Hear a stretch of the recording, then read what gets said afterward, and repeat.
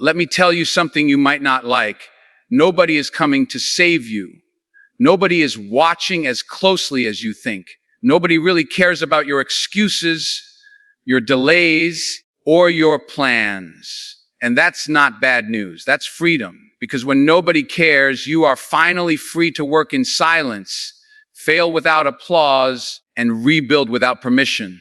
This year, 2026, is not about being seen. It's about becoming undeniable. Stop waiting for permission to become who you already know you should be. Too many people pause their lives at the edge of their potential because no one is cheering loudly enough. They look around, hoping someone will say, "Yes, now you're ready." But readiness doesn't come from approval. It comes from decision. Validation is addictive, and like any addiction, it weakens you over time. The moment you rely on others to confirm your worth, you hand over control of your progress. Real growth begins when you move forward without applause, when you choose action even though nobody is watching, clapping, or encouraging you. Most people don't fail because they lack talent or opportunity. They fail because they expect recognition too early. They want credit before commitment, praise before progress. But the truth is simple. The world responds to results, not intentions. Nobody owes you belief. Nobody is required to understand your vision. The need to be seen can slow you down because it makes you perform instead of build. When you stop chasing validation, your energy shifts from proving to improving. And improvement done consistently always outpaces performance. There is power in being underestimated. When no one expects much from you, you gain room to grow without pressure, without noise, without distraction. Validation makes people comfortable. Discomfort makes people sharp. When you're not constantly checking who noticed your effort, you start noticing your own standards. You begin asking harder questions. Did I show up fully today? Did I push past what was easy? Did I keep my word to myself? Those questions build character. External validation builds ego, and ego is fragile. Expecting validation also creates emotional dependency. Your mood rises and falls based on likes, comments, praise, or silence. One compliment can make you overconfident. One moment of neglect can make you quit. That's not strength. That's instability. Self-respect is built when your effort stays consistent regardless of feedback.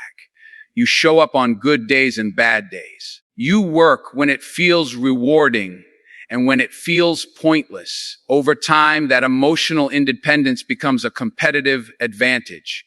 While others slow down when they feel unseen, you keep moving forward.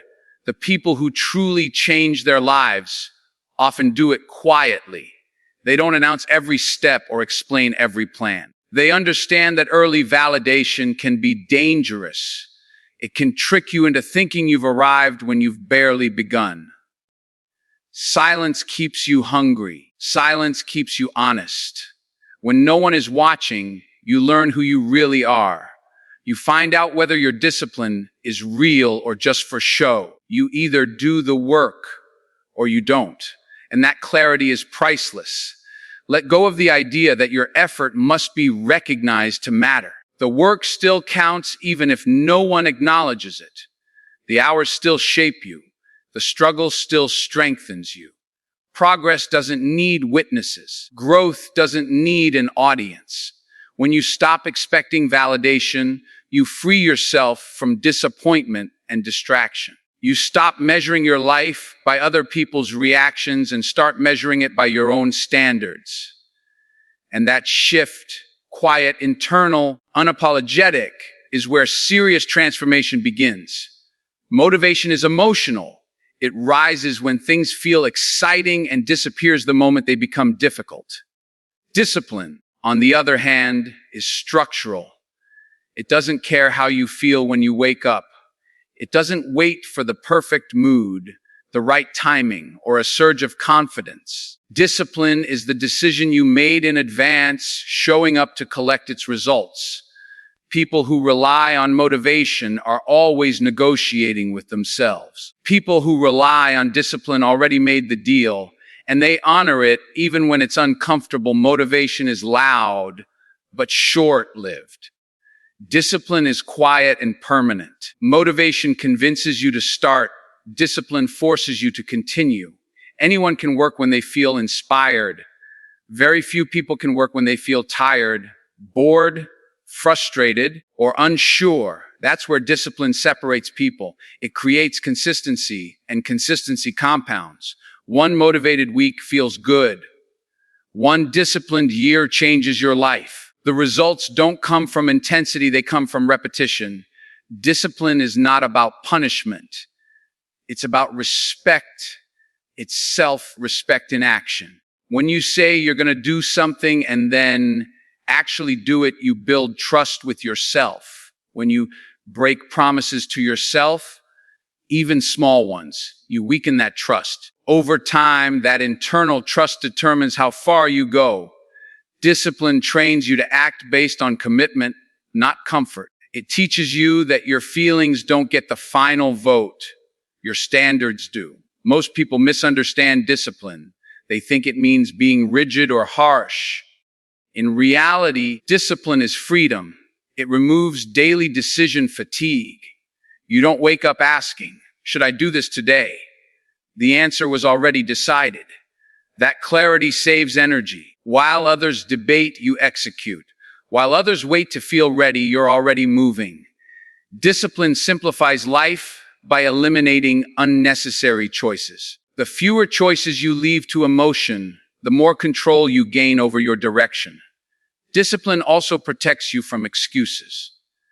Motivation listens to excuses. Discipline doesn't. Motivation says, you deserve a break. Discipline asks, did you earn it? Motivation reacts to circumstances. Discipline adapts to them. When conditions aren't ideal, and they rarely are, discipline adjusts without drama. It doesn't need everything to go right. It just needs you to show up and do the next required action. Progress is built one unglamorous step at a time. Over time, discipline reshapes identity. You stop seeing yourself as someone who tries and start seeing yourself as someone who finishes. You become dependable to yourself first. That reliability becomes confidence, not the loud kind, but the grounded kind. You know you can handle pressure because you've practiced consistency. You know you can survive hard days because you've trained on them. Discipline turns effort into habit, and habit into character. Pain has a way of making people feel isolated, as if their hardship is unique, heavier, or more unfair than anyone else's. That belief can quietly turn into a trap. When you think your struggle is special, you start believing it should excuse you from responsibility. But struggle is universal. Everyone carries something unseen. Everyone is fighting battles you'll never know about. Understanding this isn't meant to minimize your pain. It's meant to remove the illusion that you're alone in it. When people cling to the idea that their suffering is unique, they often wait for special treatment. They expect understanding, patience, or exceptions. But life doesn't operate on sympathy. It operates on response. Two people can experience the same hardship and walk away completely different. The difference isn't the struggle itself. It's how they choose to carry it. One then lets it define them. The other lets it refine them. Pain doesn't decide your future. Your response does. There's a strange comfort in believing your problems are extraordinary because it gives you a reason to stop. It creates a narrative where quitting feels justified. But growth doesn't come from being understood. It comes from being accountable. The moment you accept that struggle is part of the human condition, something shifts. You stop asking, why me? And start asking, what now? That question is powerful because it demands action, not sympathy. Struggle can either harden you or humble you. When it hardens you, you become defensive, bitter, and closed off. When it humbles you, you become adaptable, patient, and resilient. The same pressure that crushes one person strengthens another. The difference lies in mindset. Instead of seeing hardship as proof that life is against you, see it as training. Resistance builds strength. Difficulty builds capacity. What feels heavy today is often what prepares you for tomorrow. Accepting that your struggle is not special doesn't mean ignoring your emotions. It means not letting them control your direction. Feel what you need to feel, but don't live there. Emotions are information, not instructions. Discipline and responsibility don't erase pain. They give it purpose. They turn chaos into structure. They allow you to move forward even when things don't make sense yet. Forward motion, no matter how slow, keeps you from sinking. When you stop romanticizing your struggle, you stop giving it power over your identity. You realize you are more than what you're going through. You are the one carrying it, learning from it, and outgrowing it. Life doesn't ask for perfection. It asks for persistence. And persistence doesn't require a special story.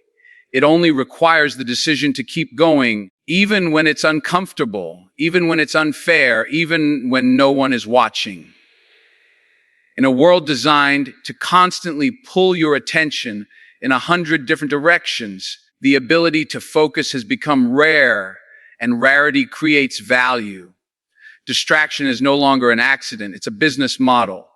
Notifications, opinions, comparisons, and noise compete for your mind every second. Most people don't fail because they lack ability.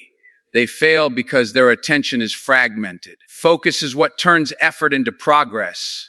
Without it, energy leaks everywhere and nothing meaningful gets built. Focus requires intentional exclusion.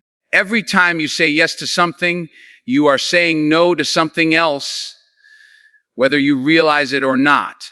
When you focus, you choose depth over breadth. You stop trying to do everything and start committing to what actually matters. This is uncomfortable at first because focus feels like limitation, but limitation is what sharpens results. Scattered effort produces scattered outcomes. Concentrated effort produces momentum. Comparison is one of the biggest enemies of focus. The moment you start watching other people's paths, timelines, and wins, your attention shifts away from your own lane. You begin measuring yourself against lives you don't fully understand. That comparison steals time and clarity. Focus brings you back to yourself. It reminds you that your only real competition is who you were yesterday. When you stay locked in on your own progress, external noise loses its influence. Focus also means resisting the urge to explain yourself.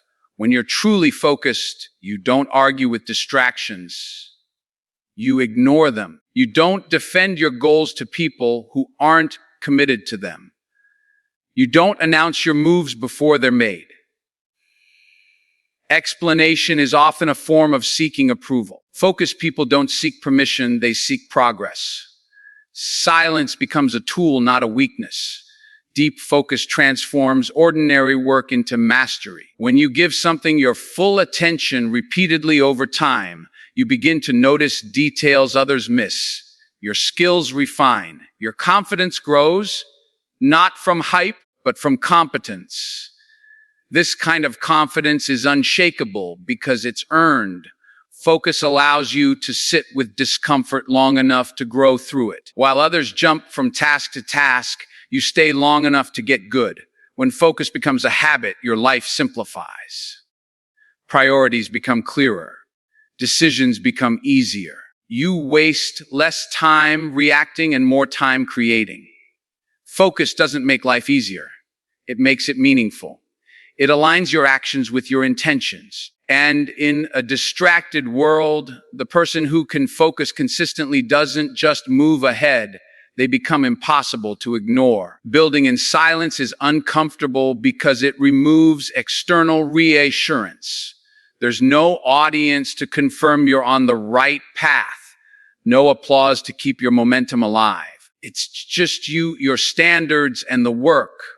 Most people avoid this phase because it feels lonely and uncertain, but silence is where real foundations are laid. When no one is watching, there's no pressure to perform, only the responsibility to improve. Silence protects your vision.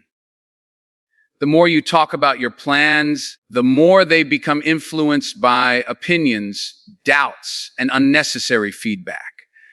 Not everyone deserves access to what you're building. Some people project their fears onto your goals. Others misunderstand your intentions. Building quietly keeps your direction clean. It allows you to adjust, fail, learn, and refine without interference. Progress made in silence is often stronger because it wasn't shaped by outside expectations. There is also discipline formed in silence. When no one knows what you're working on, quitting becomes easier. But so does honesty. You find out whether you're committed or just excited. Silence removes the pressure of image and replaces it with integrity. You either show up or you don't. There's no one to impress, no reputation to maintain. Just effort. That raw environment builds resilience and self-trust. People often confuse silence with inaction. In reality, silence is strategic. It's focused energy moving without noise. While others announce every step, you're stacking results. While others seek attention, you're sharpening skills. Silence allows work to compound without interruption. It creates space for patience. Big outcomes rarely come from rushed moves. They come from sustained effort over time. Silence gives you that time. Building in silence also prepares you for success.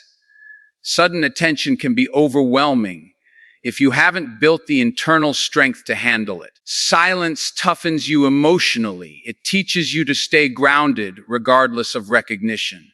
When results eventually show, you're not dependent on praise. You're stable without it. That stability is what keeps success from becoming temporary. When you build quietly, results speak louder than words ever could. You don't need to announce who you're becoming. Your work introduces you. Silence turns effort into substance, and substance lasts. At the end of everything, noise, opinions, success, failure, the one person you can't escape is yourself. You live with your decisions long after the crowd moves on. That's why the most important relationship you will ever have is the one you have with who you see in the mirror. Becoming someone you respect isn't about image or reputation. It's about alignment. It's about knowing that your actions match your values, even when it's inconvenient, even when no one is checking. Self-respect is built through follow through. Every time you keep a promise to yourself, no matter how small, you reinforce your identity.